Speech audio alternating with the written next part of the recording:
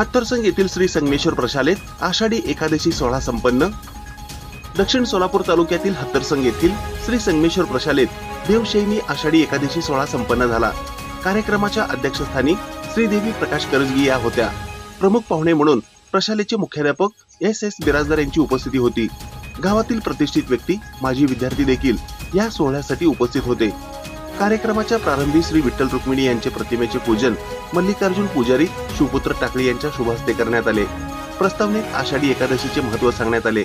तदनंतर पंढरपूर येथे ज्या पद्धतीने रिंगण सोहळा होतो त्याच पद्धतीने प्रशालेतील सर्व विद्यार्थ्यांनी प्रशालेच्या प्रांगणात रिंगण सोहळ्याचे सादरीकरण केले।